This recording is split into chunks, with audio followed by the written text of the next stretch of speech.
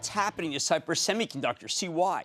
Here's a company that makes all sorts of chips, including chips that power touchscreens and mobile devices, small, low-power semiconductors called programmable systems on a chip, PSOC, that are used in a host of end markets, along with controller chips for all sorts of machines and devices and static random access memory chips, or SRAMs. From last September through this March, the stock roared higher thanks to its acquisition of expansion. But since then, the stock's been taken to the woodshed, getting crushed with all the other growth semiconductor plays. That is until recently, because today this whole group seemed to come back into vogue on the Wall Street fashion show, including Cypress Semi, which moved higher, despite the fact that when Cypress reported this morning, the headline numbers were really nothing to write home about. It delivered a 1-cent earnings miss off a 17-cent basis, slightly lower than expected revenue that declined by 4.3% from the previous quarter. A lot of mixed stuff in it. Top of that, the company's guidance was a bit below what Wall Street was looking for. Yet the stock went higher. Remember, we're seeing a lot of the beaten down stocks rally hard after reporting the not so hot numbers that fit the bill because people realize the future might be better than the past. I think the real positive here is Cypress Semi's buyback, $450 million. This has been a very shareholder-friendly company, terrific 4% yield. New buyback is equivalent to, get this, 13% of Cypress's market cap. That's huge. So let's check in with Dr. T.J. Rogers, the founder, president, and CEO of Cypress Semi, find out more about the quarter and where his company's headed. T.J., welcome back to the show. Hi.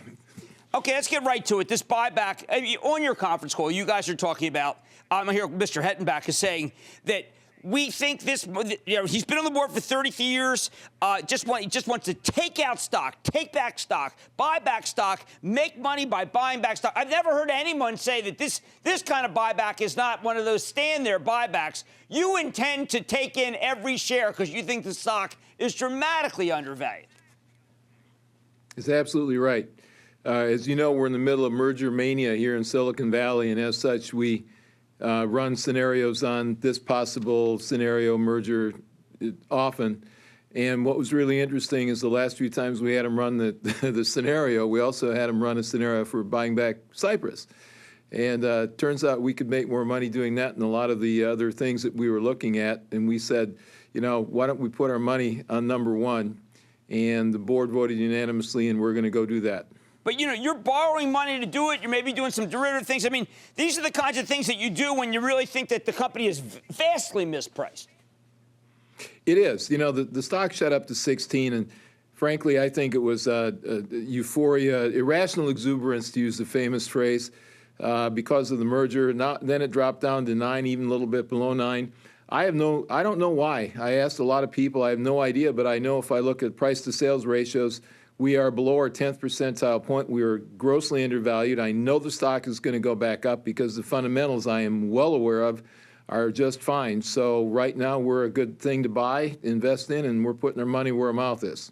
$3.2 billion market cap, and yet since 2008 you've returned more than $4.2 billion to shareholders. What are people not seeing about the capital that you guys generate as shareholders? I don't know. I think part of it is, I come from a football state, Wisconsin, and I played football myself, and I'm kind of the school, instead of mouthing off in the middle of the game, I just point up at the scoreboard and talk about what we're doing. And I guess in this world of instant PR and social media, we're not getting our story out well enough, and I'm going to work on making that better so people understand better what we're doing. Okay, now I think that people, you guys don't use the lingo. I was going through the call. You're doing unbelievable automotive to unbelievable industrial, and yet you seem to just saying, listen, you guys are at the heart of the Internet of Things. Is that just too nouveau for you and you're old-fashioned and talking about industrial and automotive applications? No, and it's interesting. It's not only something we work on, it's something I work on personally. I had a philanthropic project where I gave a few $1 million to UC Davis, which is the premier wine school in the world, and I used Cypress technology to connect 150 fermenters that I made for them and donated to them, 150 fermenters to the internet. So one of the things, 152 things I've hooked up to the internet is an experimental fermenter. So I'm actually personally involved in understanding this stuff, and yeah, we're right in the middle of that, and we've got some of the best chips in the world to do that.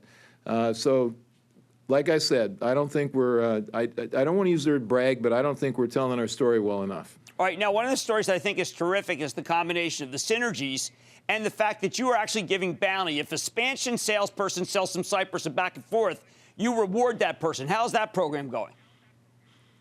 We have a contest, and there's a bounty for the winner of the contest where if a Spansion salesperson sells a Cypress chip or vice versa, they get recorded and we track them. Some guys have sold a bunch of stuff. We currently have in that part of our funnel, we separate that funnel out so we can look at cross-selling, as we call it. We got $450 million in there in just 2 quarters. We're smoking.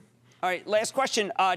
You do talk about macro weakness. You talk about China weakness. You know, we're beginning to see some signs that there might be a pulse in China over the last 6 weeks. Is that too positive, given the fact that you have daily numbers from China?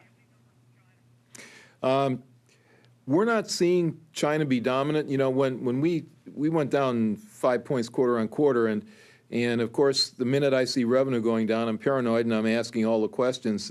We have an exceptional database. We have a great ability to analyze the data, and I analyzed by area, by product line, by geography, by individual salesperson, looking for where the problem was. And I came up with a lot of small red numbers everywhere, a few percentage points here, and then the market is just slowing down. Not dramatically. Nobody's really going to lose money or anything, but I'm just seeing a slower market across the board everywhere, not just China. All right. Well, I know that you've got some applications. You got some flexibility with a foundry. You can put in some of your old stuff into a new foundry expansion. I think it's going to come together. TJ, I haven't heard you this bullish ever. Thank you so much for coming on Mad Money.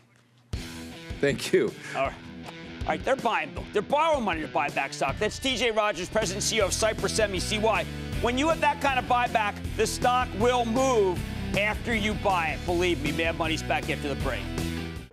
Booyah! Jim Cramer here from Mad Money. Thanks for watching CNBC on YouTube. Click here to subscribe and get the jump on my exclusives with CEOs, plus market news, investing advice, and a whole lot more.